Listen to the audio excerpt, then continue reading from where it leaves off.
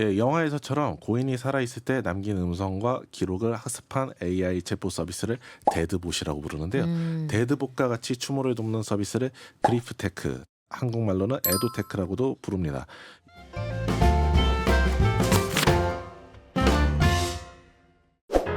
경제의 눈으로 영화 보는 시간, 영화연구소 매일경제 박창영 기자 오셨습니다. 안녕하세요. 안녕하세요. 오늘은 어떤 영화를 볼까요? 예, 오늘은 극장 상영 중인 원더랜드를 아, 준비해봤습니다. 따끈따끈한 상영작. 네네, 와. 너무 따끈따끈해서 네. 손이 될 뻔했는데 완전 트렌디해요. 탕웨이, 수지, 박보검, 정유미, 최우식, 공유 등 쟁쟁한 스타들이 출연한 대작입니다. 끝났네요. 라인업에서. 그렇죠. 네. 간단히 작품 설명부터 드리자면 제목인 원더랜드는 영화 속 세상에서 일상화한 AI 서비스의 이름입니다. 이 서비스는 죽은 사람을 인공지능으로 복원해서 화상 통화를 하면서 계속 소통할 수 있게 하는데요. 죽은 가족을 그리워하는 사람들이 주요 고객이고요. 또 다른 고객층으로는 죽음을 앞둔 고객들이 있습니다. 뭐 이를테면 어린아이를 둔 부모라면 자기가 죽은 이후 빈자리를 느끼게 하고 싶지 않을 수 있을 테니까요. 그렇죠. 인류가 기술의 진보를 거듭한 끝에 사랑하는 사람과 영원히 이별하지 않아도 되는 세상을 만들어낸 것입니다. 그러나 인간이 자연스럽게 느껴야 할 감정을 인위적으로 막는 모든 서비스와 상품에는 부작용이 따르기 마련이잖아요.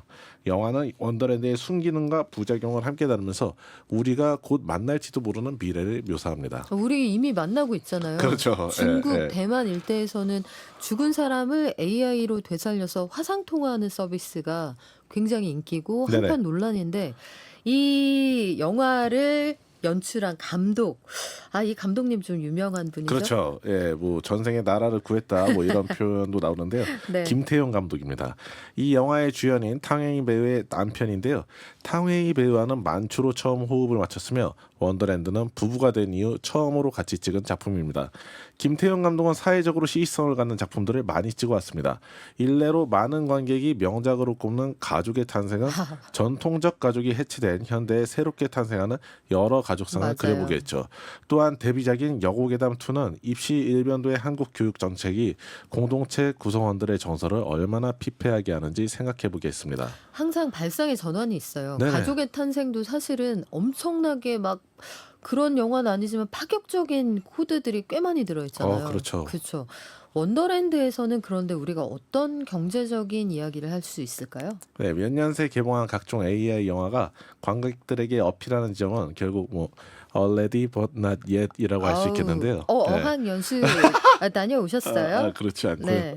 already but not yet은 이미 이뤄진 것 같지만 아직 이뤄지지 않은 어떤 상태를 의미합니다. 꽤나 근접한 미래를 그림으로써 관객이 어느 정도 현실성 있게 받아들이게 하면서도 또 1, 2년 사이에 실현될 미래는 아니기 때문에 호기심을 갖고 볼 수 있게 하는 것입니다. 예를 들어 음성 AI 비서 사만다와의 데이트를 그린 그녀를 보면 당연히 우리 주머니에 있는 시리와 빅스비를 떠올리게 되지 않습니까? 그렇죠. 그렇다고 해서 우리가 시리아 빅스비야 내일 모레 막 연애를 하고 뭐 또 뭐 밀당을 할 것 같냐면은 좀 부족하다. 내 마음을 사로잡기에는 좀 부족하다. 뭐 이런 생각이 들죠. 일단 말귀를 잘 못 알아들어요. 그렇죠. 내 말 제대로 듣고 있니 싶은 때가 저도 많아요. 아들 이름이 지훈데 자꾸 시리가 대답을 해가지고 막 당황할 때가 많습니다. 예, 원더랜드에서 그리는 AI로 망자를 복원하는 서비스도 마찬가지입니다. 이와 비슷한 서비스가 속속 출시되고 있지만 아직 고인을 완벽히 재현하는 데는 한계가 있습니다. 근래 나온 AI 인간 복원 서비스의 현황을 한번 살펴보시고요. 최신 AI 기술이 우리의 경제를 어떤 방향으로 끌고 가는지도 함께 들여다보시죠. 자, 그리고 우리 지난주부터 서로 맞췄잖아요. 맞습니다. 지금부터 원더랜드로 쏙! 쏙! AI가 생활 곳곳으로 파고든 근미래, 세상에는 원더랜드라는 서비스가 나와서 인기를 끌고 있습니다. 이 서비스는 죽은 이를 가상의 세계인 원더랜드의 AI로 복원해 남은 가족들과 소통하도록 돕는데요. 서비스 제공사는 죽은 이의 추억과 감정, 세상을 느끼는 방식, 감수성 등 모든 면모를 활용해 AI를 만들어냅니다. 가입자들이 진짜 자기 가족과 소통하고 있는 것처럼 느끼게 하기 위해서죠. 근데 이 인공지능에 뭔가 만질 수 있는 소위 텐저블한 어떤 실체가 있어요? 그런 건 아닙니다. 원더랜드 AI는 어떤 육신이 없는 AI인데요. 다만 그냥 프로그램으로 돼서 원더랜드라는 가상의 세계에서 살아갑니다. 약간 그 게임하는 거 실황을 네네네. 중계하는 거랑 비슷하네요. 네네네. 어떤 세상에 남은 가족들과는 화상 전화로만 소통하고요. 근데 AI는 자신이 죽었다는 사실을 모릅니다. 와. 아무래도 자기가 죽었다는 사실을 알게 되면 너무 슬퍼져서 시스템이 불안정해질 수 있을 테니까요. 그래서 어쩔 수 없는 사정으로 인해 가족들과 아주 아주 멀리 떨어져서 살게 된 것으로 받아들이게끔 설정돼 있습니다. 와, 집에 못 갈 정도로 먼 데 살려면은 한 우주쯤 되지 않았을까 싶기도 하고 어느 네네. 정도로 먼 곳이에요? 뭐 이를테면 탕웨이 씨가 연기한 바이리는 자신이 죽기 전에 원더랜드 서비스를 신청했는데요.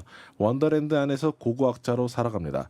바이리는 자신의 어린 딸이 엄마가 죽었다는 사실을 못 알아채게 하려고 이 서비스를 신청했습니다. 고고학자인 엄마가 계속해서 오지를 탐험해야 하니까 어린 딸에게 돌아올 잠도 없다 뭐 이렇게 설득을 하는 건데요. 물론 바이리의 AI는 자신이 죽은 줄도 모르니까 딸에게 더 실감나게 설득할 음. 수 있겠죠. 아, 이게 더 슬픈데요. 이 인공지능 캐릭터 자체가 내가 죽었다, 내가 만들어진 캐릭터라는 걸 모른다는 거 아니에요? 네네. 근데 실제 사귀는 거 아니야 싶을 정도로 너무너무 케미가 좋았던 박보검 수지 커플의 경우에는 어떻습니까? 네, 박보검 배우와 수지 배우는 젊은 커플을 연기했는데요. 남자친구가 의식불명 상태에 빠진 뒤 외로움을 달래고 싶었던 여자친구가 그를 AI로 복원한 것입니다. 남자친구는 우주 비행사가 돼서 우주를 여행하느라 여자친구에게 오랫동안 못 돌아온다는 설정이죠. 안타깝게 가느다란 인연의 끈을 붙잡고 있는 사람들이다. 네네. 안타까운데 이걸 통해서 오래오래 그래서 행복합니까? 네, 그렇지만은 않은데요. 문제가 몇 가지 있습니다. 이를테면 고고학자로 다시 태어난 바이리. 그 바이리의 딸은 자기 엄마가 죽었는지를 모르지 않습니까? 그러니까 딸은 우리 엄마는 도대체 뭐 하느라 이렇게 예쁜 딸을 만나러 음. 잠깐 귀국할 짬도 없는 거야. 뭐 이렇게 의문 가질 수 그럴 있지 수 있죠. 않습니까? 엄마 예, 예. 일이 더 좋아 이럴 수 있잖아요. 그렇죠. 예. 네. 딸에게 상실감을 안기지 않으려다가 외려 엄마를 야속하게 느끼게 한 꼴이 된 겁니다. 또한 AI로 복원한 가족은 고인과 아주 많이 닮았지만 또 고인은 아닌 무언가가 아니겠습니까? 그러다 보니 아무래도 디테일에 좀 차이가 생길 수 있을 테고요. 그 과정에서 서비스 이용자는 내가 지금 소통하고 있는 상대가 도대체 누구인지 의문을 가지면서 넌 도대체 누구야? 라는 뭐 이런 질문도 던질 수 있겠죠. 그러다 보면 가입자나 AI 모두 힘들어할 수가 있을 테고요. 마지막으로 인간의 기억과 감정, 생각하는 방식을 모두 옮겨둔 AI이다 보니 스스로 자의식을 갖게 되지 않습니까? 그럼 자연스럽게 내가 무슨 세계 평화를 지킨다고 가족들한테 돌아가지도 못하고 이렇게 일을 하고 있지? 뭐 이런 질문을 스스로 할 수 있겠죠. 그러면 화상 통화를 할 게 아니라 당장 돌아가야겠다. 뭐 이런 생각을 품을 수도 있겠죠. 인공지능이 그렇죠. 과연 사랑하는 이와 평생 소통할 수 있게 된 미래 인류는 어떤 슬픔도 느끼지 않고 살아가게 될지 영화관에서 확인해 보시죠. 박정현 기자는 어떨 것 같아요? 내가 너무 소중한 사람이 나보다 먼저 떠났다. 네. 원더랜드라는 서비스가 진짜 가능하면 어떻게 이용해 볼 의사가 있어요? 저는 이거는 약간 제 감성에는 좀 끔찍하게 느껴지는 부분이 좀 왜요? 있어가지고, 예. 그냥 저희 가족은 뭐 원하지 않는데 내가 계속 내 외로움을 달래려고 그 음. 사람을 그냥 그 사람이 원하지 않는 방식으로 계속 재현해 놓는다. 이게 음. 좀 잘 받아들여지가 않습니다. 그래요. 소장님 어떠세요? 저도 굉장히 혼란스러울 것 같아요. 그냥 고인을 만나고 싶은 그 마음이 너무 간절한 건 알겠는데 지나간 것은 지나간 대로 네. 저도 그렇습니다. 근데 이게 원더랜드 서비스에 극 중에서는 혹하는 사람들이 많을 것도 같아요. 그리고 실제로도 이런 서비스들이 이루어진다고도 하는데 요금이 얼마나 될까요? 예, 영화 감독들은 SF나 판타지 영화를 만들 때 설정 노트 같은 걸 만들어 놓는데요. 실제로 영화에 등장하지는 않더라도 세계관을 완벽하게 하기 위해서 만들어둔 노트입니다. 김태훈 감독 또한 영화에는 따로 요금제를 나타내지 않았지만 원더랜드 백서를 만들어 놓았다고 하더라고요. 이 백서에는 이 서비스가 가입비 200만 원에 월 요금제 5만 원부터라고 이렇게 설정해 돼 있습니다. 나름 합리적인 가격이라고 생각하실지 모르겠지만 현금 결제 유도가 좀 있습니다. 원더랜드 안에서 입을 옷이나 탈차, 뭐 피아노 같은 거를 AI에게 보내주는 식인데요. 뭐 이를테면 사랑하는 손자가 나 명품 옷이 없어가지고 막 다른 AI들 앞에서 너무 기가 죽는다. 뭐 이러면은 너무 마음 아프지 않습니까? 그러면 이제 결제하게 되고 그러니까 이제 현금 결제에 따른 지출이 보통의 게임 캐릭터나 아바타에게 쓰는 것과는 차원이 다를 만큼 많아질 수 있는 겁니다. 캐릭터 자체를 사랑하니까. 그렇죠. 그러면 뭐 리니지에 쓰는 돈은 뭐 될 것도 아니겠다 그렇죠. 이런 생각도 드는데 AI가 스스로 자의식을 갖게 된다. 저는 이 부분이 제일 문제가 될 것 같거든요. 네네. AI가 느끼는 감정과 생각 그리고 내가 그 AI에 투영한 생각 좀 다를 수 있잖아요. 그렇습니다. 영화는 감정을 느끼는 AI를 통해 우리가 AI 권리를 어디까지 인정해야 할 것인가를 질문하는데요. 이는 최근에 이뤄진 챗봇의 발달과도 연관되는 질문입니다. 기존의 챗봇들은 사용자가 질문을 입력하면 하면 몇 가지 정해진 답변만 기계적으로 내놓는 데 그쳤는데요. 이러한 챗봇을 선언적 챗봇이라고 했습니다. 이제는 생성형 알고리즘을 이용한 생성형 챗봇이 점점 고도화하고 있는데요. 챗 GPT 등 생성형 챗봇의 개발자들은 챗봇이 인간의 감정을 친구나 연인처럼 어루만지는 것을 목표로 하기 때문에 이용자가 실제 인간과 대화하는 듯한 친밀감을 느낄 수 있죠. 결국 우리가 심심이 같은 챗봇을 그냥 지우는 것이랑 원더랜드 같은 서비스에 가족을 복원해둔 AI를 삭제하는 것 사이에는 크나큰 차이가 존재할 수 있다는 것입니다. 이것도 문제다. 그렇죠. 네. 실제 챗 GPT의 최신 버전인 챗 GPT-4가 인간말의 맥락을 보다 깊이 있게 이해하는 것으로 입소문이 나면서 국내에서 챗 GPT를 이용하는 사람도 크게 늘고 있습니다. YG앱 리테일 굿즈에 따르면 5월 챗 GPT 이용자는 315만 명으로 4월 대비 34% 늘었습니다. 일부 이용자들은 나 우울해서 빵 샀어와 같은 어떤 팁 판별 질문들을 챗 GPT에게 던지기도 한다네요. 우울한데 왜 빵을 사지? 이렇게 나오지 않을 수 있다는 거 아니에요. 그렇죠. 무슨 빵 샀어? 뭐 이렇게 나오면 너 이제 탄수화물 티라는 건데. 필요했구나. 네. 그렇지. 사람의 인격은 탄수화물에서 나오는 거지. 이럴 수도 있는데 AI가 너무 똑똑해진다. 그리고 나의 감정을 간파한다.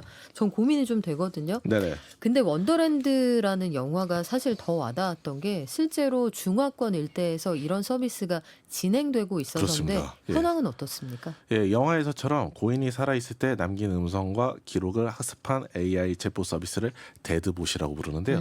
데드봇과 같이 추모를 돕는 서비스를 그리프테크, 한국말로는 에도테크라고도 부릅니다. 이런 기술들은 대부분 고인의 언어 사용 습관과 성격까지 모사해서 그와 같이 있는 듯한 기분을 느끼게 하는 것을 목표로 합니다.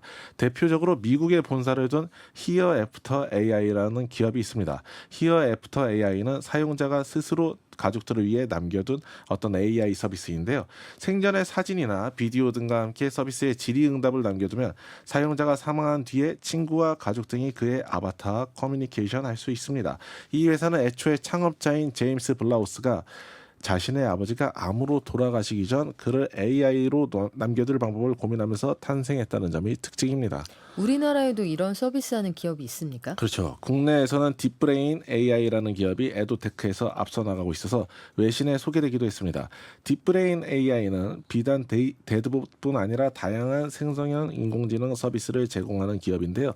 최근에 AI 추모 서비스 리메모리2를 프리드라이프의 상조 상품과 연계한다고 밝혔습니다. 리메모리2는 고인이 된 가족을 아바타로 구현해 메시지를 담은 영상을 제공하는데요. 사진 한 장과 10초 분량의 음성을 활용하면 고인의 얼굴, 목소리, 표정과 닮은 아바타를 만들 수 있다고 하네요. 이번 프리드라이프와의 협업은 이 서비스를 보다 빠르게 보급하려는 차원으로 해석됩니다. 장례 지도사를 통해서 간편하게 신청할 수 있다고 합니다. 상조 회사와 데드봇 서비스의 결합, 자연스러운 현상이네요. 네네, 사람들이 고인을 추모하는 과정에 개입한다는 점에서 상조회사 데드봇 서비스는 굉장히 닮은 점이 많은데요. 실제 원더랜드 안에서도 장례식장 벽면에 고인의 AI가 나와서 이렇게 막 질문을 던지면서 그 추모객들을 굉장히 놀라게 합니다. 내 돈 갚아야지 같은 말을 건네기도 하고요. 아무래도 유명인이 아닌 일반인의 데드봇을 지인들이 가장 많이 보게 될 장소는 어떤 장례식장이겠죠. 그렇죠. 첨단 기술과 장례식이 결합하는 미래를 살펴보기 가장 좋은 나라는 일본인데요. 세계 최고 수준의 초고령 사회이기 때문입니다. 일례로 일본에서는 가상현실을 적용해 원하는 장소에서 스마트폰으로 비추면 가상묘지가 나타나는 서비스가 있다고 합니다. 가상묘지요? 네네. 생전에 미리 설정해둔 사진이나 영상이 재생된다고 하는데요.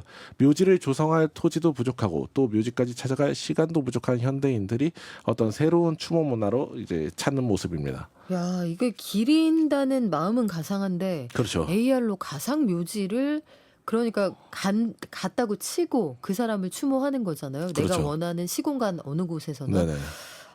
그럼 성묘를 안 가도 되는 건가 싶기는 한데 네. 모르겠습니다. 저는 좀 헷갈리는데 유명한 가수들의 목소리나 그 영상을 복원하는 서비스는 팬들의 요구에 따라서 과거에도 있었습니다만 재계에서도 고인 AI 복원이 활발해요? 예, 그렇습니다. 국내 AI 복원 서비스 발달 초기에는 김광석이나 터틀맨 등 고인이 된 가수들을 복원하는 작업이 활발했다면 최근엔 기술이 좀 더 발달하고 과거보다 구현이 쉬워지면서 각 영역으로 확장하고 있습니다. 그중 하나가 재계에서의 활용인데요. 아무래도 경제가 어려워질수록 국내 산업화 초기 전설 같은 창업자들의 기업가 정신을 되살려보고 싶은 수요가 있을 테니까요. 일례로 지난 5월 롯데월드타워에서는 롯데어워즈를 개최하고 AI로 복원된 롯데 신격호 창업주를 등장시켰습니다. 격변하는 시대 속에서 끊임없이 혁신하며 세계 무대에 도전하십시오라고 참가자들을 격려했다고 하네요.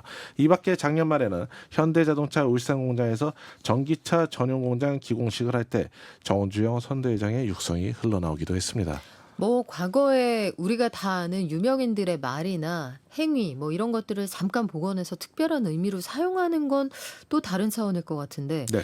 데드봇 같은 걸 그 보편적인 서비스로 활용을 한다. 이거는 윤리적인 문제와도 좀 부딪힐 것 같네요. 네네. 각국에서 AI 가상인간의 윤리성에 대한 질문이 제기되고 있습니다. 대표적인 게 이칠 권리인데요. 이를테면 남은 사람들은 고인이 그리워서 AI로 복원하고 싶을 수 있겠지만 사전에 고인과 협의되지 않은 경우가 있을 수 있습니다. 본인은 이 세상을 떠나면서 온전히 잊혀지고 싶었는데 남은 사람들이 복원해서 자신을 추억한다면 이건 권리 침해일 수 있다는 것입니다.